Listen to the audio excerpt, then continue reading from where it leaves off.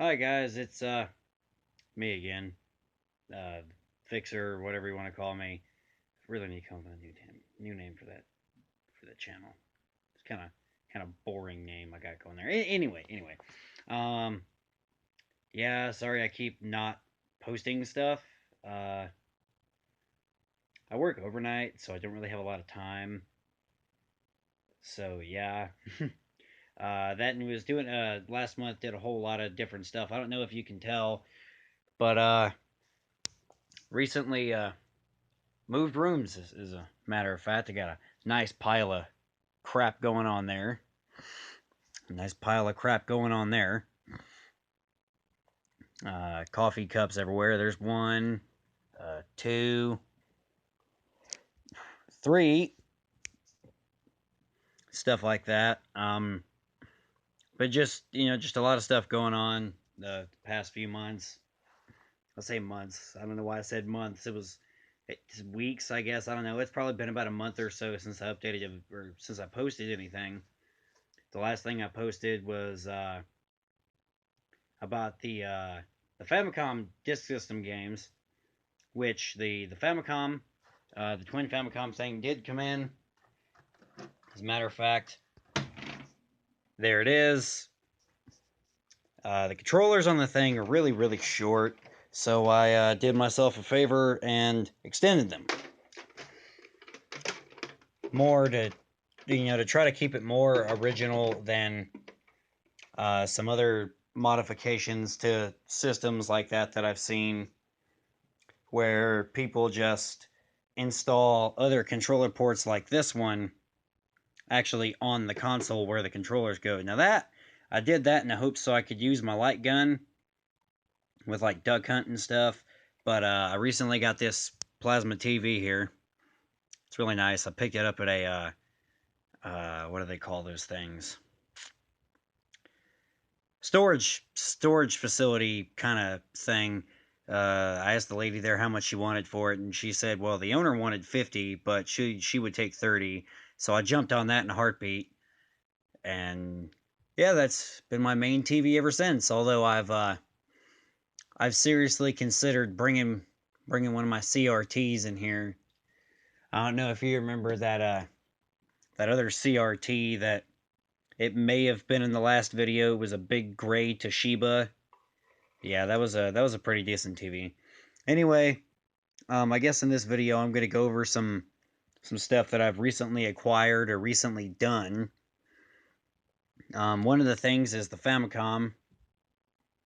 It's a pretty cool system, in my opinion, or the twin Famicom, whatever you want to call it. I'm firing up the old boob tube now. I'm gonna show you exactly what it does. If you hear that noise in the background, if you hear that back there, that's my fans for the thing.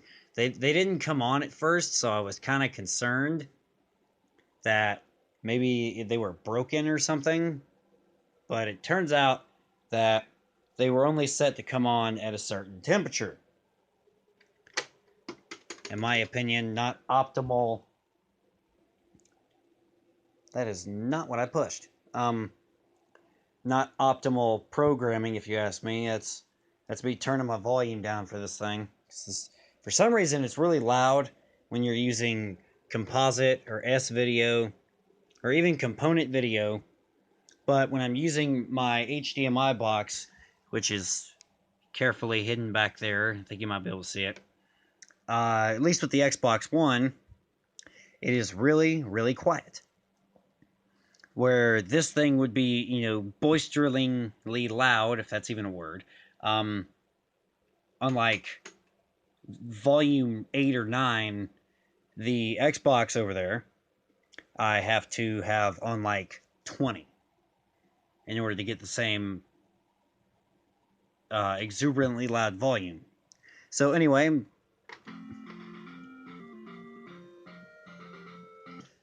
oh hell. You see, one thing about this TV, it doesn't like uh, change, for lack of a better term. It can't. It doesn't seem to deal well with uh, 4x3 video when you turn. Did it do it again? Ah, you piece of shit. It doesn't seem to deal well when you turn on a 4x3 device, such as the Famicom. And what I mean by 4x3, for those that don't know or maybe aren't familiar with the term, is like what my CRT TV did. It did 4x3, which is your, I guess, classic resolution screen aspect ratio. Your screen aspect ratio. I'm tired. I got off work like 2 hours ago. It's pretty rough. All right, we're gonna try this again. That switch back there. And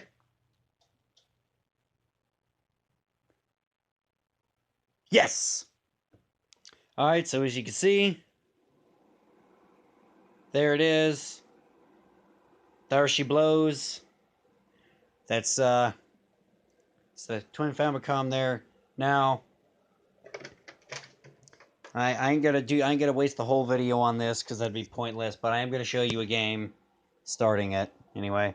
You see, you take the disc. Obviously, you guys know this. You guys know floppy disks and all that crap. You take it, you stick it in there like that. Pops up with now loading. You're gonna get this lovely screen right there. Giving you the Nintendo corporate spiel. And it just so happens that I had Zelda 2 in there, although I thought it was the original Zelda. So you hit start, select changes your stuff. I'm not sure what that does. I think that's where you add a new profile. Never seen it spelled that way before. Surprised for a Japanese game there's as much English on this title screen as ever. And kill mode is obviously where you can go delete someone's stuff. Funny they called it that. I always laugh at that. So that's my file. And you see right there, it's telling me to change to side B. So now I gotta walk my happy ass across the room. Eject it. Pull it out. Stick it in. Flip it. And wait however long I have to wait. And then it starts. Voila.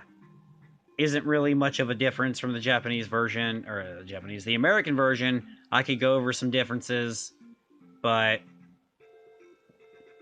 man, what is that weird line in there? Anyway, as I digress, I could go over changes, so I can make a whole video on that kind of crap.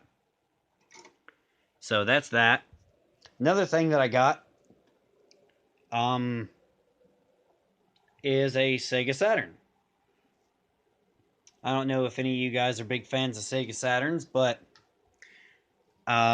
when I was growing up, I wasn't much of a Sega guy or a PlayStation guy or whatever. As a matter of fact, I was what people would notoriously call a Nintendo fanboy. And now, as I've gotten older, I realize that there are much, I ain't going to say much better things, but definitely things that piqued my interest a lot more now than they would have, it's going to sound weird coming from me. I'm 23 years old. Like 10, 15 years ago. As a matter of fact, the first game console I ever played was the original Nintendo. And I had it for several years until it finally bit the dust, and then I got a Nintendo 64 when I was about 10 or so in like 2004 for Christmas from my grandparents. The best damn thing I ever got. Unfortunately, it bit the dust because I was being stupid with it and plugging Atari cartridges into it. Another story for another time. Anyway, so that's my Sega Saturn right there. So you can see I got this little deal right here. It was an action replay. I should probably change that. It is now a boot cartridge device for playing backups, imports, other stuff like that that normally a stock Sega Saturn would not be able to do, which is pretty cool because Sega Saturn games are expensive as hell. It is ridiculous. You think the systems are expensive? Go try to find some of the games that are actually worth a shit, and it'll just blow your mind. Especially on eBay, like those people on eBay are relentless at how they want to slap rare in the title of whatever the hell they're posting on there, and just expect to get bukus of money, and people actually buy that shit. Anyway, once again, did not want to get on that rant, so I'm gonna stop myself.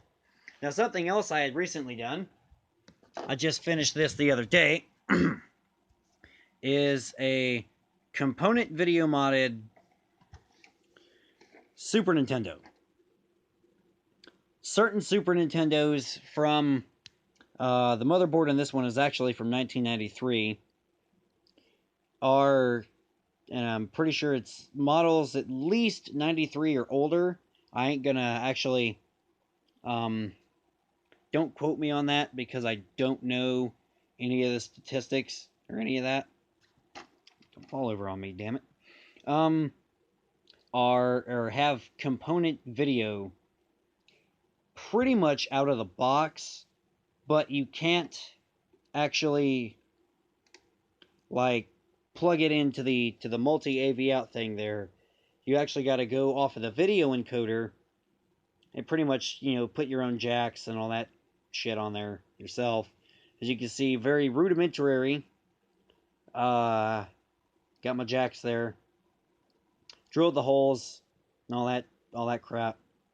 I don't remember where I got the jacks from. I think it was off some sort of stupid component to composite video USB thing. Piece of shit. It's not what I wanted. I was trying to get something that does the reverse of that, so composite to component. Well, that didn't work out too well. And they do have them, though. They do have them. I just don't have the money for that shit. Another thing I did was I took my Sega Genesis here, and if you look, I got this lovely little switch on the side for changing the I don't like how my reset button's doing that. Changing the region of the console per se, because the region is actually in TSC, but Sega they went AWOL with this shit. Like when people make a specification of NTSC-J and NTSC-UC, like United States and Canada and stuff like that, and then you got PAL, which is like European and stuff. I'm not going to get into an in-depth explanation of that because I don't have time for that. You guys don't have time for that. I've already spent enough time on this video as it is. Anyway, Sega went AWOL with that shit. They have a different region, or the consoles are literally different for every region. This is an American one. If I bought a Japanese Mega Drive game, which is what it was called out in Japan for those that don't know, if I bought a Mega Drive game, even though it's the same region, or not region, TV frequency shit, and put it in here, it would not work. If I took a Genesis game and put it into a Japanese Mega Drive, even though they're both NTSC, it won't work. That's what that switch does. I can change it from either Mega Drive mode or Genesis mode. And there was something else I was going to show. Oh, yes. The latest addition to my console collecting crap, I guess you guys are seeing a pattern here, is I recently bought a Sega Master System, which was Sega's god-awful attempt at competing with Nintendo's Famicom and the Nintendo Entertainment System in America and Japan, respectively. And I also even got a little small library of Master System games going there. Yeah, yeah, look at that. That whole deal costed me around about $90 or so at my local game exchange. I say local, it's in the next town over because my backwoods ass town doesn't have its own game exchange. It'd be nice if they did. I would totally work there. And so yeah, that's pretty much all the updates I got for this week. There's my friend's Xbox 360. I'm trying to repair it for him. Operative word in the phrase try. It has an issue where it turns on and off by itself or something like that. I think I might have fixed it, but I haven't actually plugged it into my TV because I'm a lazy person.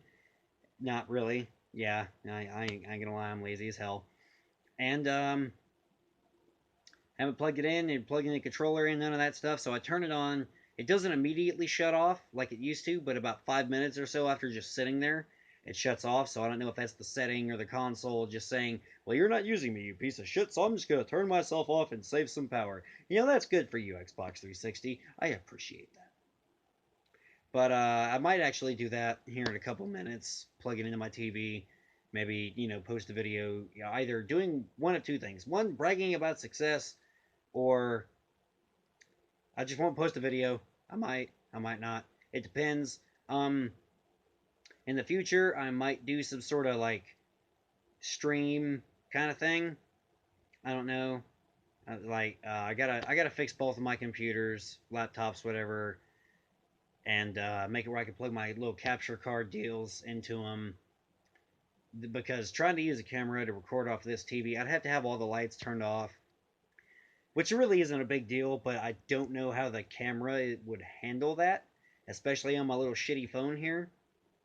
I have a little Samsung camera around this mm, room of mine, floating around here somewhere that might handle it better, but I was just gonna take the AV out from the TV and plug it into my analog capture card, and then I have this little thing right here.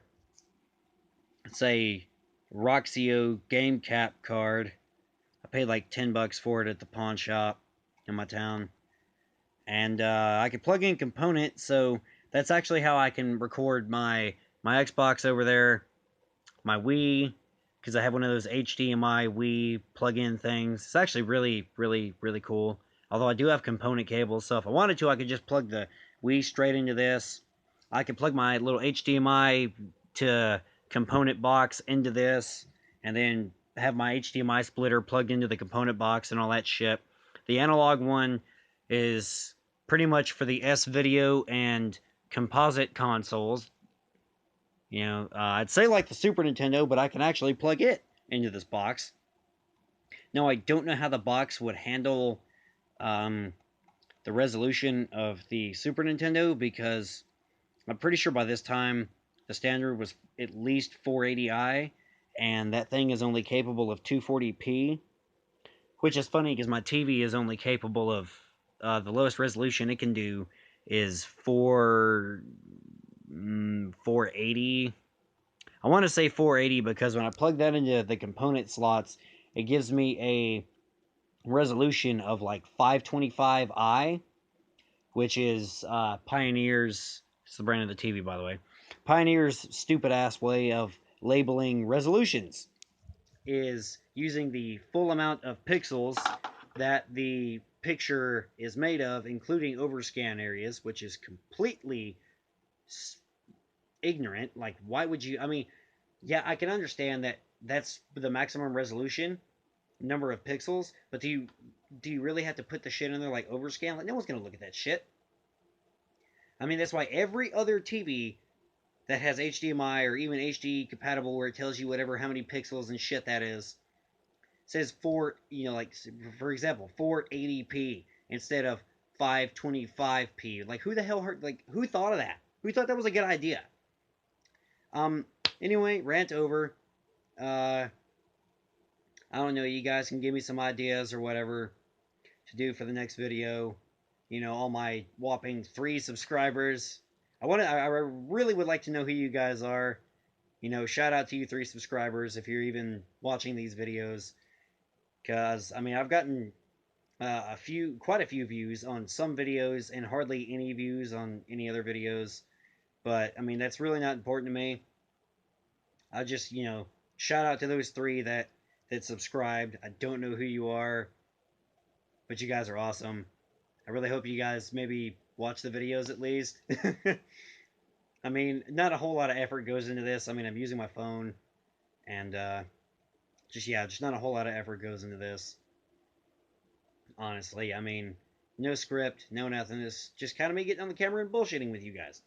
So, yeah, maybe give me some ideas for definitely give me some ideas for a different name for the channel because the one I have right now sucks and it just sounds stupid trying to say that.